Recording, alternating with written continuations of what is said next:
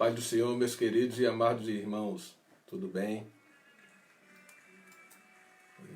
O bom é estarmos juntos para nos abraçarmos, sentirmos o calor de um dos outros, mas diante da situação fica um pouco difícil, né?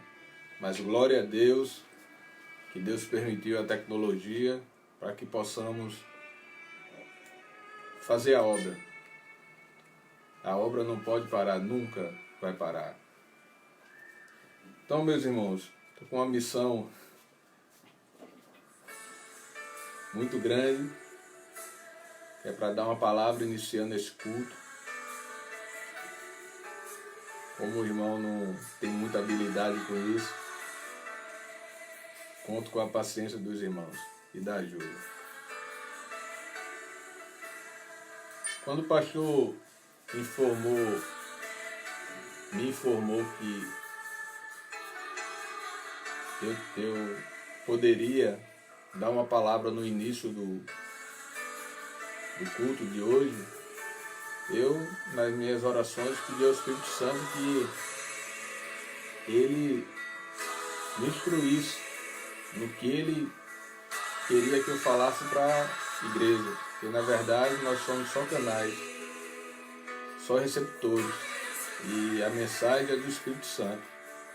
Então a mensagem que o Espírito Santo pôs no meu coração está em Mateus 6,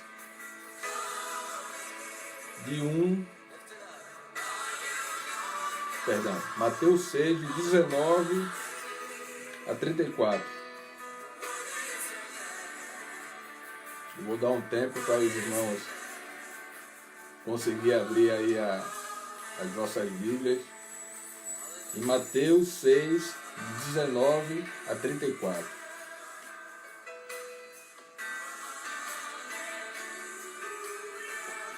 Espero que os irmãos estejam conseguindo se conectar ao link do Face e estejam conosco aqui nessa transmissão. Então, irmãos, Mateus 6, de 19 a 34.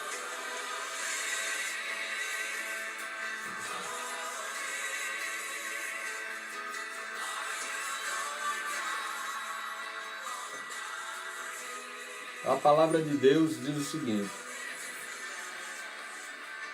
não ajunteis tesouros na terra, onde a traça e a ferrugem tudo consomem, e onde os ladrões minam e roubam. Mas ajuntai tesouros no céu, onde nem a traça nem a ferrugem consomem, e onde os ladrões não minam nem roubam. Porque onde estiver o vosso tesouro, aí estará também o vosso coração.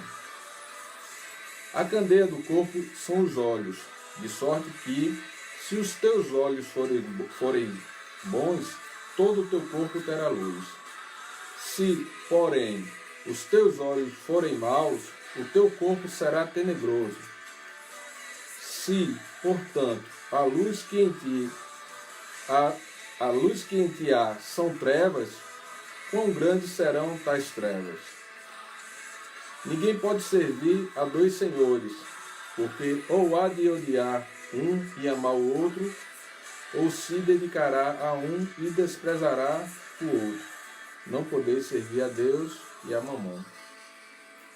Por isso vos digo, não andeis cuidadosos quanto à vossa vida, pelo que haveis de comer ou pelo que haveis de beber, nem quanto ao vosso corpo, pelo que haveis de vestir. Não há a vida mais do que um mantimento, e o corpo mais do que uma vestimenta? Olhai para as aves do céu, que não semeiam, nem cegam, nem ajuntam em celeiros, e vosso Pai Celestial as alimenta. Não tendes vós mais valor do que elas? E qual de vós poderá, com todos os seus cuidados, acrescentar um côvado à sua estatura?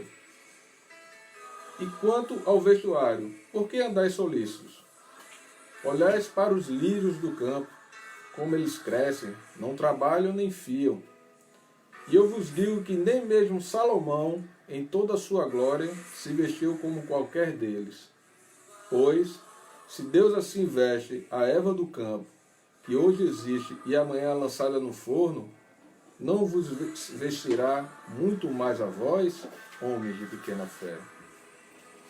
Não andeis, pois, inquietos, dizendo, que comeremos, ou que beberemos, ou com que nos vestiremos? Porque todas essas coisas os gentios procuram. De certo, vosso Pai Celestial bem sabe que necessitais de todas essas coisas. Mas buscai primeiro o reino de Deus e a sua justiça, e todas essas coisas vos serão acrescentadas. Não vos inquieteis, pois, pelo dia de amanhã, porque o dia de amanhã cuidará de si mesmo. Basta cada dia seu mal. Amém, irmãos. Isso é a palavra que o Espírito Santo de Deus ministrou no meu coração, creio, que me preparando nesse momento para passar para os irmãos, nesse culto de hoje. E num momento de tanta incerteza, de tanto medo, as palavras de Deus fazem muito mais sentido aí do que farão. Porque num momento desse de incerteza, o homem sabe que não tem força nenhuma. Os homens do mundo que dizem que tem força, né? Mas sabe que o dinheiro deles, a força que ele acha que tem é nenhuma. Toda a força e todo o poder emana do nosso Deus Pai Todo-Poderoso, o qual nós servimos e somos alegres por isso. Então procuramos fazer com que o Espírito Santo de Deus, ele alegre nossos corações. Vamos buscar Deus mais do que já buscamos. E vamos nos alegrar com o nosso Deus Pai Todo-Poderoso, porque tudo está no controle dele. Irmãos, vamos orar para darmos início ao culto, nosso culto de hoje, e que seja feito sempre a vontade de Deus. Amém? Oremos. Senhor, Deus Pai Todo-Poderoso, Criador dos céus e da terra, que em Ti nós confiamos. Toda honra, toda glória, toda adoração, todo louvor seja dado a Ti, meu Deus e meu Pai. Ó Senhor, muito obrigado por Teu amor, por Tua misericórdia, meu Deus e meu Pai. Muito obrigado, meu Senhor, por Tua salvação, em nosso Senhor Jesus Cristo. Oh, meu Deus e meu Pai. Usa, meu Pai, o pregador, nosso pastor, nessa tarde, meu Pai, para transmitir aquilo que o Senhor quer que nós aprendamos da vossa palavra, meu Pai. Que sirva de aprendizado para nós da vossa palavra, meu Pai. Para que possamos cada dia mais, meu Pai, cada vez mais ficar em paz e tranquilos diante da Tua proteção, meu Deus, meu Pai, que vem para todos nós. Que possamos passar para o mundo, nesse momento de incertezas, de medo, a paz e a tranquilidade que só Deus, só o Espírito Santo traz aos nossos corações. Que sejamos, meu Deus e meu Pai, esses receptores de paz e de um evangelho vivo e poderoso. É tudo isso que te pedimos e já te agradecemos, em nome de nosso Senhor Jesus Cristo. Amém. Amém, meus irmãos. Tenhamos um bom culto. A paz.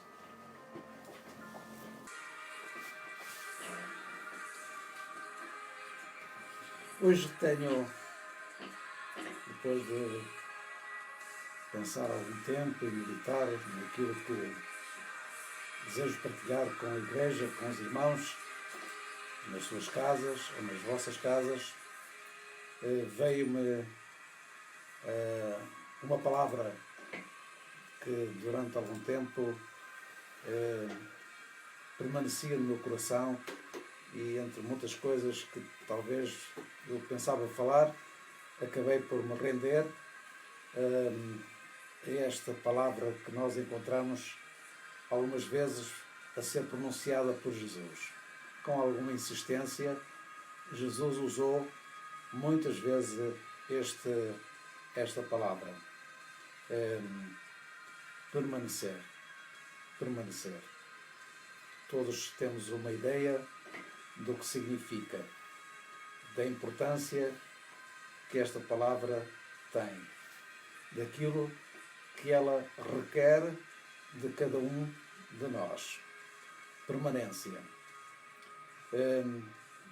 Nós podemos criar muitos marcos e a função daqueles marcos ou monumentos ou uma outra representação histórica, ela está ali, naquele lugar, para nos fazer recordar alguma coisa.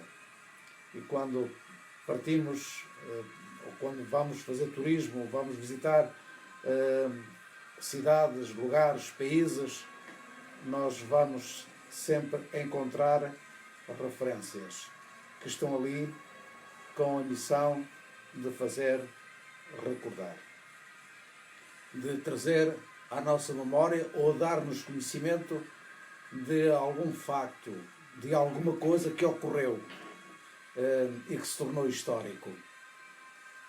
Jesus quis que os seus discípulos fossem marcos, fizessem história, recordassem história, fossem pilares. E isso continua a ser o propósito de Deus a respeito dos discípulos de hoje, que somos nós. Jesus sempre fez desafios. Desde o primeiro dia que teve contacto com os seus discípulos até a sua subida para o céu, a sua ascensão após o Pentecostes. Nós encontramos, portanto, toda uma vida de ligação, de proximidade com os seus discípulos em constante desafios. Nós hoje não damos muito valor a esse facto dos desafios de Jesus. Por isso é que muitas igrejas e muitas situações entram em crise, crentes entram em crise, tornam-se monótonos, porque não perceberam que nós, como cristãos, vivemos em constantes desafios. E este momento que estamos a atravessar com esta grande doença que está a afetar o mundo é para nós também um desafio que não podemos ignorar, não podemos entendê-lo assim à superfície. Para nós cristãos é um desafio à fidelidade, à continuidade nos caminhos de Deus, à permanência na fé. Portanto, nós estamos desafiados a darmos continuidade àquilo que temos recebido da nossa vida em tempos de maior sossego. Aliás, se não fosse assim, Jesus jamais alguma vez teria dito: quando voltar, encontrarei fé na terra. Realmente, as coisas tornam-se complicadas, mas é importante atendermos para os desafios.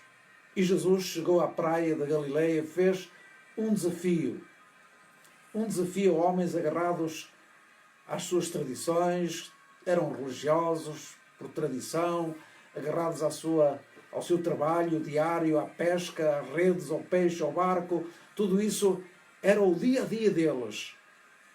Viviam disso, comercializavam isso, até o momento em que Jesus chegou junto deles e disse-lhes: vinde e ver, vinde e eu farei com que sejais pescador de homens. Apenas eles não tinham referência nenhuma a respeito de quem os convidava. Não conheciam, não sabiam de onde era, nem tinham a mínima informação. Mas apenas o convite de Jesus seduziu-os e levou a que eles fizessem, portanto, uma escolha. A escolha de deixarem os barcos, deixarem as redes, deixarem o peixe, o mar e seguirem aquele que os tinha convidado, Jesus. Era a única coisa que tinham, ou garantia que tinham, que iriam aprender, iriam viver durante o tempo com um homem fantástico, maravilhoso, o Filho de Deus, e isto neles era impensável que alguma vez acontecesse. Talvez eles pensavam: vamos melhorar a empresa, vamos comprar mais barcos, ou vamos comprar um barco melhor, vamos ter mais redes. Se calhar eles pensaram em tantas outras coisas na vida profissional. Jamais, alguma vez, admitiram que iriam deixar aquilo tudo e que iriam seguir alguém que os tinha convidado, sem lhes dar, portanto, qualquer compensação financeira. Eles vieram aprender. Andaram na escola de Jesus e se tornaram discípulos dele. Já perto da cruz, isto é, há uns momentos antes de Jesus ter sido preso, ter sido condenado e ter sido levado ao Calvário e ali pendurado na cruz, pagar o preço da nossa remissão para que fôssemos salvos e lavados pelo seu sangue derramado na cruz do Calvário, porque esse sangue nos purifica de todo o pecado, é o que a Bíblia diz. Jesus está reunido com elas num estudo bíblico claro e objetivo sobre o lavrador, a videira, os ramos e os frutos. Olha, na minha opinião, foi uma excelente lição. Eu creio que também será a vossa opinião. Jesus sempre fazia coisas excelentes, não é? Nem se põe, portanto, em causa essa capacidade de excelência que só Jesus tinha. Meus amigos, meus irmãos, nesta passagem, Jesus não era o lavrador, não era, portanto, alguém que tratava da vinicultura, não, mas ele é, portanto, ele é a causa, ele é a razão, foi ele que criou as videiras, foi ele que criou a terra, foi ele que criou tudo, foi ele, portanto, que criou a dinâmica de tudo isto. O lavrador é apenas alguém que sustenta ou que faz o trabalho da agricultura. E Jesus referia que o lavrador é o Pai, ele é a videira, os ramos somos nós e os frutos é aquilo que nós conseguimos trazer para o reino.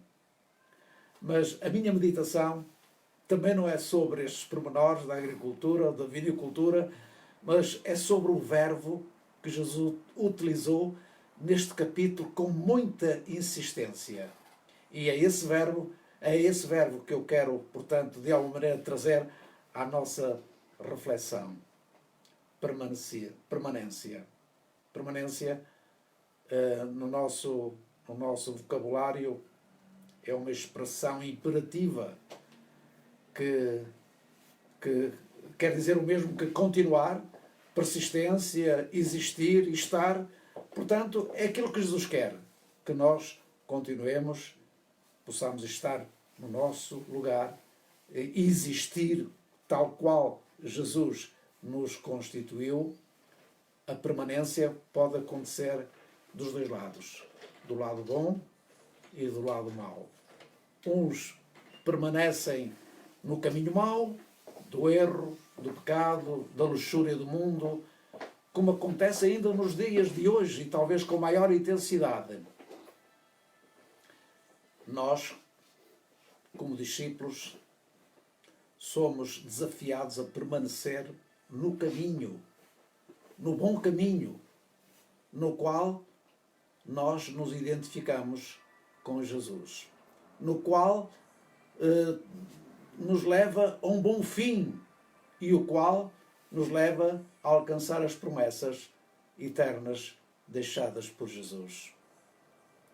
A expressão que Jesus usa neste capítulo, ele foca duas realidades importantes que nos dizem respeito. Ele dizia aos seus discípulos: permanecei em mim. Permanecei em mim. Tinham todas as razões para permanecerem em Jesus. Como nós também temos todas as razões para continuarmos a permanecer em Jesus. E reparem, Jesus disse: eu sou o caminho, a verdade e a vida. São as bases que sustentam a nossa permanência, porque nós estamos no caminho, temos a verdade e vivemos a vida que Jesus trouxe, a nova vida que Jesus trouxe. Jesus disse: permanecei em mim. Eles não tinham outra razão, não tinham razão nenhuma, não tinham qualquer motivo para saírem disto. A permanência em Jesus. Em Jesus eles tinham paz, tinham alegria, tinham amor. Em Jesus eles tinham, portanto, as garantias. Em Jesus eles receberam poder, autoridade. Em Jesus eles adquiriram conhecimento da palavra que alimentava a fé. Em Jesus, hoje, nós, como seus discípulos, temos as mesmas valências que naquele tempo. Jesus continua a ser a nossa rocha, continua a ser o nosso escudo, continua a ser a paz que trouxe ao nosso coração, o amor, a alegria. Ele mesmo disse: eu quero que o meu gozo se complete em vós. Eu quero que a alegria que eu trouxe à vossa vida seja uma vida completa, seja uma alegria completa, uma alegria que esteja sempre acima daquilo que é medíocre. Jesus quer que a alegria da salvação seja vivida com intensidade. Amigos, meus irmãos, permanecei em mim. Eles não tinham mais ninguém em quem pudessem permanecer. Eles não tinham, portanto, nada mais importante do que Jesus em que pudessem permanecer. E nós? E nós? Onde está a nossa fidelidade na permanência? Não estou a fazer um juízo de valor. Não tenho esse direito. Mas é apenas chamar a atenção para os pormenores da nossa vida que muitas vezes comprometem esta permanência. Permanência é estar. É estar lá. Sempre. Não apenas quando as coisas correm bem, quando tudo é um mar de rosas. Não. Nós temos que estar lá. Lá nos momentos de crise, nos momentos difíceis, como nos momentos de alegria, nos momentos de gozo e satisfação. Nós temos que estar lá. Permanecer em Jesus. Em circunstância alguma o abandonar. Porque aquilo que Ele fez por nós tem um valor tão elevado que não pode ser subestimado. Amar Jesus de coração. Meus amigos, meus irmãos, é importante. Jesus disse: permanece. Só permanece quem conhece Jesus. Se nós conhecemos de facto Jesus, nós temos todas as razões, temos toda a lógica de permanecer nele. Ou então, se o nosso conhecimento é tão fraco, nós corremos o risco de esfriarmos na fé. Só quem conhece bem Jesus, só quem está sustentado em Jesus, ele conhece de facto aquilo que Jesus fez, faz e fará. A nossa vida nas suas mãos é como o barco que está ancorado, está seguro. A nossa vida sempre está segura se permanecermos nela. Jesus, além de dizer permanecei em mim, o que foi realmente uma chamada de atenção, uma exortação, um conselho, sei lá, uma advertência. Nós estivemos lá, nós estávamos lá no momento em que Jesus preferiu isto, não tivemos ocasião de observar as expressões, o rosto, para chegarmos a uma conclusão mais concreta. Mas sabemos que Jesus está aqui a chamar a atenção. Vocês permaneçam em mim. Vocês correm o risco, grave risco, se não permanecerem em mim. Mas Jesus, ele disse, se permanecerdes em mim, como discípulos, tudo que possamos ser e fazer depende da nossa permanência. Jesus disse, se permanecerdes em mim e as minhas palavras permanecerem em vós, pedireis tudo o que quiserdes. Aqui está uma grande vantagem de permanecer em Jesus. Se nós formos fiéis na permanência, Deus é fiel em atender às nossas petições. Agora, não queiramos viver à nossa maneira e ao nosso estilo e irmos aos pés de Jesus. Jesus, preciso disto, preciso que tu me faças isto, preciso mais daquilo, eu estou nesta situação, tenho este problema. Meu irmão, meu amigo, estás a cometer um erro grave. Porque aquilo que Jesus está a dizer, se as minhas palavras permanecerem em vós, pedireis. Muitas vezes queremos tudo, menos as palavras de Jesus, menos o que está escrito neste livro. E é mais importante o que está escrito neste livro que esteja no nosso coração do que aquilo que muitas vezes pedimos. Então, permanece em Cristo e vai ver resultados quando dobrares os teus joelhos e lhe pedires alguma coisa. Tu vais ter a consciência de que, de facto, o mais importante é permanecer em Cristo, conhecer a sua palavra e esperar o resto. Meus irmãos, permanecer em Jesus resulta em benefícios do nosso presente como do nosso futuro. Como pode ser algo do qual poderemos tirar resultados? Como ainda algo do lado da razão. Nós estamos nesta situação. Amado irmão, Jesus, mais à frente, ele usou esta expressão mais no verso 10, o primeiro estava no verso 4, relativamente, permanecei em mim, e agora Jesus usa o mesmo verbo, mas com outro predicado. Permanecei no meu amor. Então eu entendo que agora Jesus está a focar uma coisa tão importante. A permanência de qualidade. Permanecei no meu amor. Como nós queremos permanecer em Jesus? Quais são as condições em que permanecemos? Bem, eu estou na igreja, vou à igreja, eu também gosto muito de lá estar, gosto muito do louvor, bom, são pessoas muito simpáticas, tudo bem.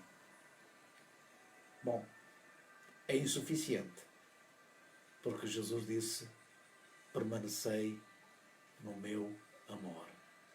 Esta expressão de Jesus, permanecei no meu amor, dá-nos a ideia de uma permanência de qualidade, de relevante valor de quem segue. E Jesus foi objetivo. Ele disse, se guardardes os meus mandamentos, permanecereis no meu amor. Novamente, Jesus está aqui a pôr uma condição, conforme aconteceu em cima. Se permanecerdes nos meus mandamentos, permanecereis no meu amor. Claro que ninguém se pode rotular de discípulo se não reunir as condições, ou melhor, se não possuir a identidade de que o é. Então nós temos que perceber muito bem que Jesus está aqui a dizer, se vocês permanecerem nos meus mandamentos, se guardares os meus mandamentos, permanecereis no meu amor. O amor de Jesus é tão grande, tão elevado, que merece de todos nós uma atitude de profunda gratidão. Assim como eu tenho guardado os mandamentos de meu Pai, reparem, assim como eu sou fiel em guardar os mandamentos daquele que me enviou e permaneço no seu amor, porque sou cumpridor dos mandamentos, Jesus transporta isto para nós, para o nosso hoje, para ti, para mim, para toda a igreja, independentemente do rótulo que ela tenha. Jesus está a dizer: se vocês guardarem os mandamentos, os meus mandamentos, permanecereis no meu amor. É um dado garantido. Agora, ninguém pode permanecer no seu amor se não guardar os mandamentos. Não liga. A razão direta de tudo isto é que Jesus disse: assim como eu tenho guardado os mandamentos do meu Pai, eu permaneço no amor. Meu irmão, a comparação é mais elevada, acima da nossa capacidade de discernir. Estejam certos disto. Só discernimos em parte, mas o suficiente para compreender qual será o nosso dever. Nesta atitude, Jesus quer que o seu amor seja forte. Seja a razão da nossa proximidade com Ele e do nosso viver com Ele. Amado irmão, ainda nesta dimensão, na dimensão desta meditação que estamos a ter, numa outra passagem do mesmo livro, no mesmo Evangelho de João, encontramos Jesus a aplicar novamente este verbo. E agora ele diz o seguinte, no João capítulo 8, verso 31, ele diz: permanecei na minha palavra. Permanecei na minha palavra. Se vós permanecerdes na minha palavra, ensino, verdadeiramente sereis meus discípulos. Discípulo não é uma herança, nem é um legado que se passa de pai para filho, de filho para pai, ou de amigo para amigo. Discípulo de Jesus é de facto aquele que o segue em constante aprendizagem, em constante formação. É aquele que segue Jesus porque o recebeu na sua vida. Nós somos discípulos de Jesus porque parte de um princípio que sim, o temos recebido na nossa vida. Ele entrou no nosso coração e fez do nosso coração o seu trono também. Então eu entendo que, se assim for, nós temos então uma necessidade, porque Jesus, nesta expressão, ele coloca aqui 3 elementos fundamentais ligados entre si. E o primeiro é a necessidade do discípulo. O discípulo que permanece nele tem uma constante necessidade. Tem a necessidade de alimentar a sua fé, de fortalecer a sua fé, de ser enriquecido na sua espiritualidade. Tem toda a necessidade de ir muito mais além do que temos realizado até hoje. O crescimento espiritual não tem um limite. O crescimento espiritual acontece sempre que nós estamos permanecendo sempre que permanecemos em Cristo, sempre que vivemos proximidade com Ele, intimidade com Ele. Mas Jesus também conhecia, por isso Ele recomendou, porque se não tivesse esse valor, Jesus não o recomendaria, mas Ele recomendou. Portanto, a necessidade do discípulo é exatamente o valor da palavra. Lá dizia Paulo, na sua carta, diz que a fé vem pelo ouvir e ouvir a palavra de Deus, e a palavra é o alimento, é o pão para a nossa alma, para a nossa espiritualidade, para o nosso crescimento espiritual, para a nossa formação como discípulos. Então Jesus via a necessidade dos discípulos, conhecia o valor do alimento que é a palavra e também conhecia o efeito de tudo isto. Portanto, a necessidade, a palavra e a permanência. O efeito da necessidade e do valor traduz-se em permanência. Irmãos, os dias estão difíceis, a incredulidade avassala, mas o mundo hoje está com um problema difícil, um problema complicado, em que o orgulho humano ainda não quebrou. Mas Deus vai mudar as circunstâncias e o homem vai com certeza vergar-se. O que está acontecendo hoje, meus irmãos, não é para os pobres, não é para os ignorantes, mas é também para os ricos, para aqueles que pensaram que nunca precisariam e que nunca teriam e que o dinheiro era a resposta para tudo e o poder deles estava no dinheiro, como também os intelectuais que pensam que sabem tudo, que estão acima de Deus, que tudo depende deles. Eles hoje percebem. E só orgulho os impede de confessarem que afinal nada são e que todos, aos olhos de Deus, somos iguais. Irmão, ser diligente em ouvir a palavra, em aproximar-te do Senhor, a ser fiel. E não te esqueças que a única condição que nós temos, a única, é e tão só permanecer. Deus te abençoe. Tudo bom? Tenha uma boa semana.